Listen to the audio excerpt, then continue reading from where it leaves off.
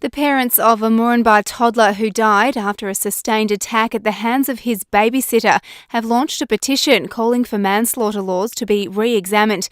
31-year-old Townsville man Matthew James Ireland could be out in just 2 years for the manslaughter of 18-month-old Hemi Burke. Hemi's parents, Kerry-Ann Goodwin and Shane Burke, say they were told the prosecution couldn't secure a murder conviction due to the difficulty of proving intent, despite Ireland admitting to the attack on the toddler, which lasted hours. It seems to us that they've just got so many cases, and if they can quickly get a conviction, that's it, case closed, and money, boils down to money.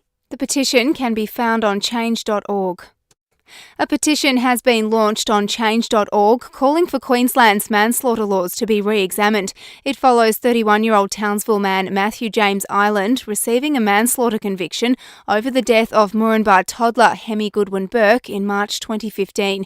The baby's death followed a sustained attack on the boy, but with time already served, Ireland could be out of jail in just 2 years. Hemi's parents, Shane Burke and Kerry-Ann Goodwin, say the current standards of proof in cases like this just don't make sense. If you're a drink driver and you hit someone, maybe you didn't mean it, but if you're a serial drink driver and you hit someone, well, I think you should be punished to the full extent of the law. The same as if you punch someone and they fell down the stairs. If they died, maybe you could get away, you didn't mean it. But if you went back and punched someone 4 or 5 times during the day and the last time he fell down the stairs and died, well, I think that's different.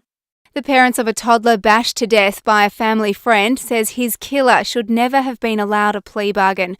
31-year-old Townsville man Matthew James Ireland is eligible for parole in 2 years after pleading guilty to the lesser charge of manslaughter over the death of 18-month-old Hemi Burke.